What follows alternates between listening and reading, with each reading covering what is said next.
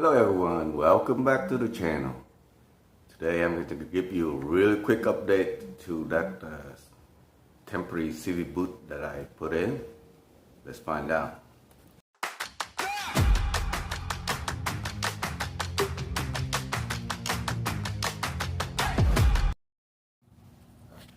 Okay, this is the third time I took this out. You can see this is the old one. So I try to glue the clamp so it doesn't come loose. It came loose before. I try to push as close as possible. This time I'm going to try something very weird, alright? Alright, let's check this out. Okay, after about 3 times of trying to make this work, it doesn't work. It's always come loose, so I decided to just change the whole assembly, which is cost around $116. Let me show you what it looks like. So this is what a new CV joint look like. For $116, it comes with brand new boot. Bearing is new. So everything's pretty much new. It's probably a better option this way. But you have to do a little bit of work to get it done though. So I did have to invest some tool. Anyway, these tools I'm going to need in the future anyway. Like those deep socket. Oh, that one didn't work well. So, but I still need that because sometimes I do rotation tire from the front to the back. It's helpful you have one of these electric impact gun to make it easy to remove the wheel instead of like, and then that's the breaker bar. I use that to loosen this up. You could get away with that, but sometimes this is stubborn, it won't come out and you will need a breaker bar. Breaker bar was normally $22, but it was on sale for $16. So I need it anyway. You never know, you got some tight lug nut, you know, here that the people at the tire shop over tighten it. You can't just open up with the regular, one of those wrench, the iron that come with the vehicle. So you will need a breaker bar that big in order to loosen up the nut here, these lug nut. Also, oh, by the way, I didn't buy this. This is a 32 millimeter. So I just borrowed it from O'Reilly, which is the place that sell the part. You can do a loan program there and they will loan it to you. So what I did so far is, these are the brake line and the ABS cable. So it kind of loosen up everything here. See, you can see where the nut is, right there. That's a 12 millimeter.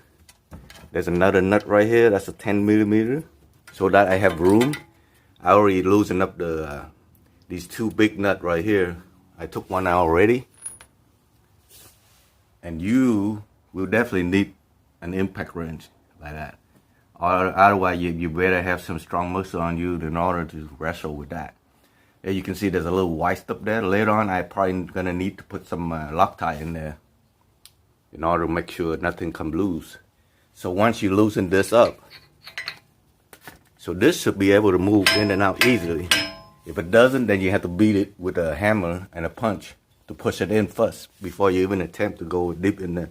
So there's other thing in there we're gonna get loosen up and I will bring you along, okay?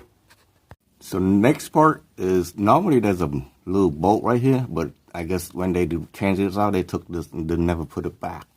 And there's a little snap ring right here that kind of snap in between it. I will show you once we get it out. And once that ring is out, I'm using a locking plier right here, locking plier. Just squeeze it and push it out. So I'm just gonna let hand it loose there. So next part, it pushes out. But before you push it out, see this? This is where it's gonna come loose and oil gonna come out. So I'm gonna put a little tub under it to catch the fluke.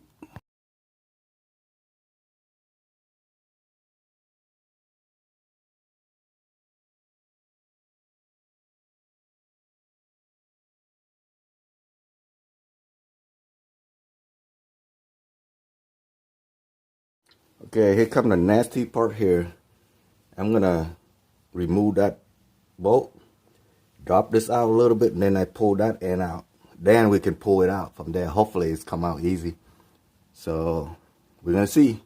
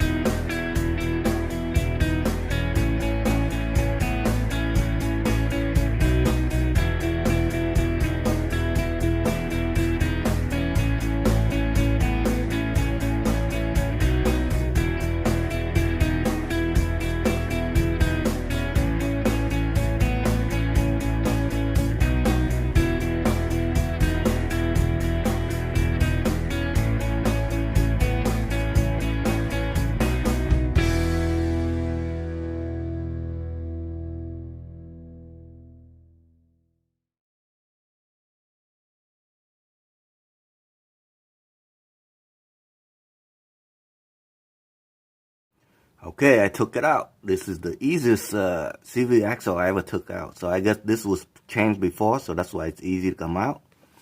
So as you can see, we had to compare the old one with the new one. Make sure they are matched before you even attempt to put it in.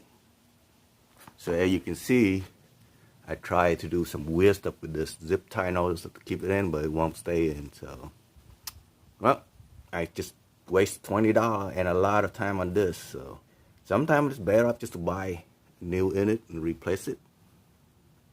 And by the way, see the ring right here? I need to take this out, swap it over here, because you're gonna need it over here. And the bearing, the new bearing is pretty tight compared to this. Can you hear that? Yeah, that bearing is pretty much done. On this side, you don't hear anything. You hear this side. See? The bearing worn out anyway. See? Nice and quiet over here. Alright, let's put the new one in. But before we put a new one in, I need to go put some grease in that little ring right there. See inside there, to put some grease so it go in, so that way later on it come out easy.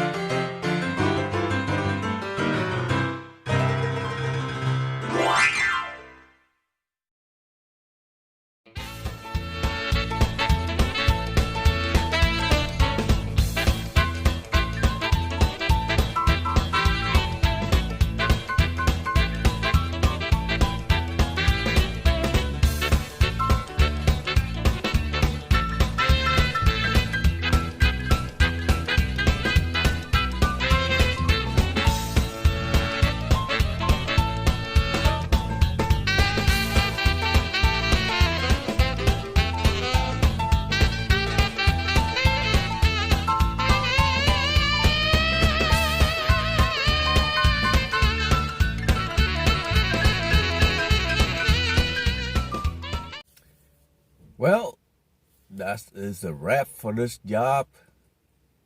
Even though I ran into a little bit of issue, the part I got from O'Reilly's is a little bit too long at the end, about half an inch, so it didn't fit well. So I ended up returning it, then put it, go to AutoZone and get the right one, which is a little bit longer than the original, not original, but the one on it. But I made it fit, so the job is good to go. And now I don't have to worry about the joint axle anymore. But I still have the rack and pinion assembly to remove and replace. But this time I got all the power tool I needed to do the job easier. So we're gonna attack that this weekend. By the way, I didn't bother to put the little clip of how I put it back. It's pretty much the reverse process. So, but anyway, see you on the next video. Bye for now.